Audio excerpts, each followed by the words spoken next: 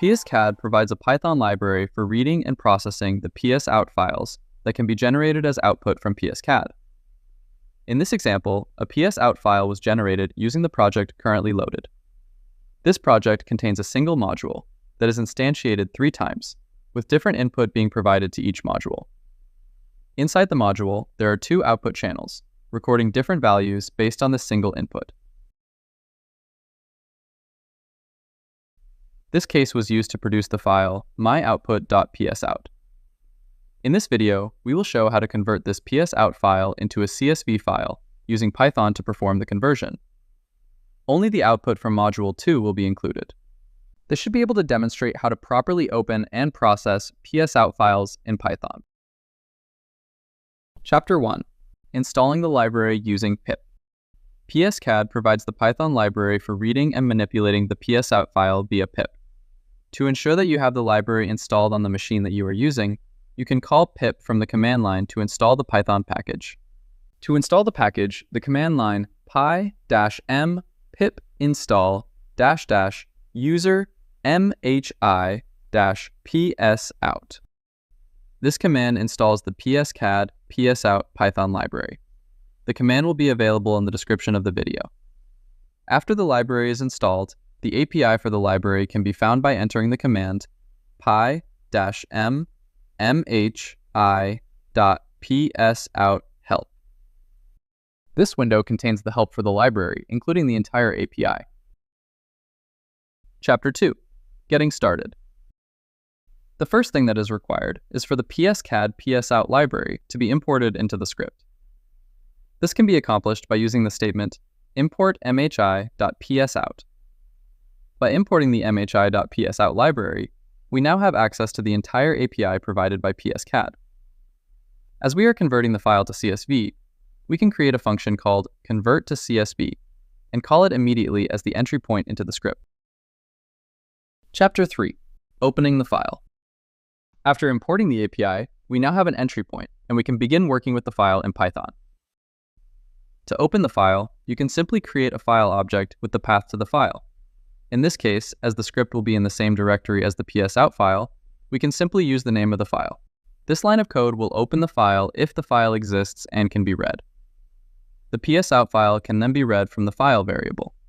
However, after opening the file, it is vital that the file is closed when the script is done processing it. We can add the file.close command immediately after opening it. As it is vital that the file is closed and we will be processing the file, the rest of the script should be done in a try block, with the close being in a finally block. As this code can be verbose and cumbersome, it is recommended that instead of using try and finally for opening and closing the file, to use the with command instead. The with command will automatically call the close function when the execution goes out of scope for any reason, including normal execution or exceptions. Chapter 4. Accessing data structure from the file. Now that the file is open, we can access the data from inside. However, the data exists in a data structure, where each trace of data for each run is stored separately. The PSOut file can store multiple runs of data in a single file. The first thing is to establish which run we are extracting the data for. The runs are stored via index and are 0 indexed, meaning that index numbers start at 0 instead of 1. As we know in this case, that the PSOut file only stores data from a single run, we can simply access the run object from the 0th index. The set of data recorded will also be stored in a tree-like structure that mimics the call tree of PSCAD. The type of each tree node is a call type. Each call can have a list of 0 or more additional call objects under it. Each call can be accessed by name if the name is known, or the list of calls can be accessed directly. We can start by finding the call node for the main module. For PSCAD version 5 cases, these will always be under a root call, then the call named main. From here, we can enumerate all the modules and output channels that we are looking for under the main module. We will start by enumerating all of the traces under the main module. First, we need to create a place to store the enumerated list of traces. Then, we need to loop through each of the calls under the main call. As the calls are a tree structure, we will need to create a new function that we can call recursively to enumerate all of the traces that we are looking for. We can call this function findTraces. This function will need to accept the current call object to be enumerated and the run object that contains the data that we are looking for. This function will return a list of the found traces from the input provided. This will check if the call has a trace on it, and if it does, add it to the list that will be returned. Note that we only want traces that come from output channels, and not traces that store animations.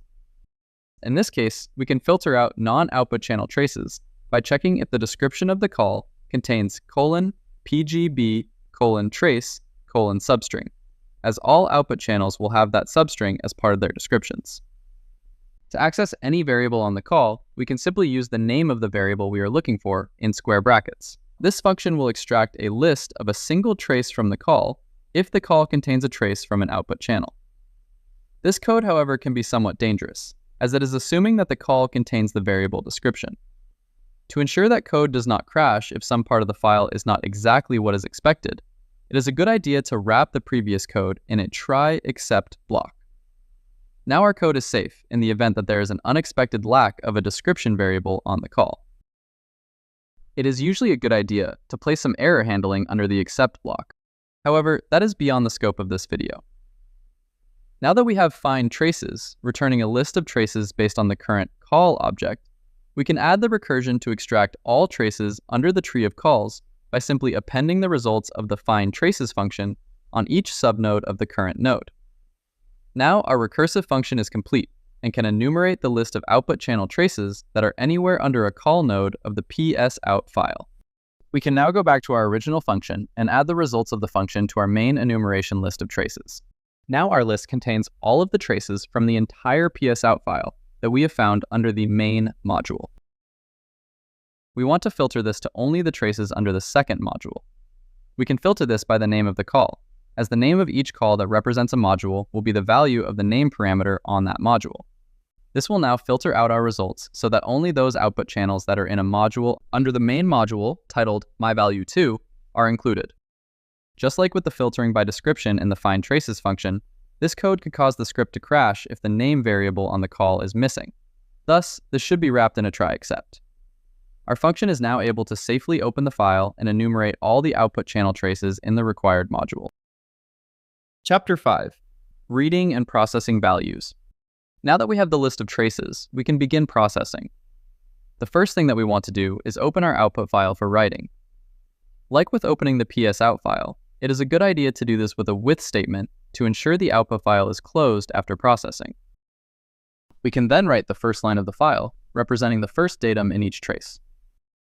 The variable data on the trace object contains the data that was stored for the trace as a zero-indexed list.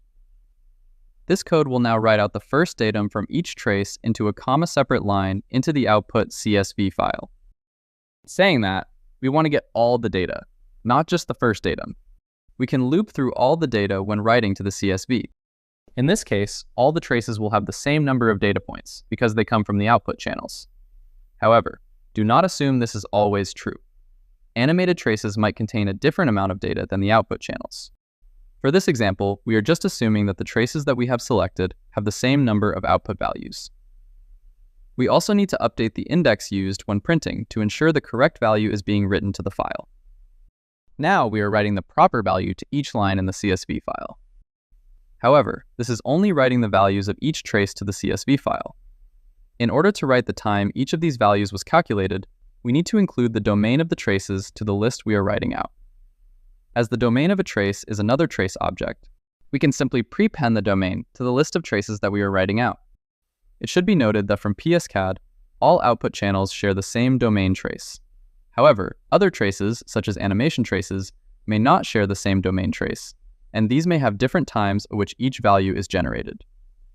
In this case, as we are only outputting the output channel traces, we can assume that the domain of the first trace is shared among the rest of the traces that we are processing. In this code that we have just written, we blindly access the first trace twice, once when getting the domain, and once when getting the expected size of all of the traces. Note that this will crash if no traces are found. So, we need to add a safety check before accessing the first element of the trace list. We now have a functional script that should be able to convert the output channel data found under Module 2 to a CSV file. Chapter 6. Running. We can test this by simply running it and viewing the output. we can see that 2 traces and the domain have been successfully converted to a CSV file format. In this video, we have demonstrated how to install PSCAD PSOut Python library. We then used the library to convert a PSOut file into a CSV file with filtering. This example has demonstrated how to process the structure of the PSOut file and how the data is stored. For more technical guides and PSCAD resources, visit www.pscad.com. Please check out the link in the description.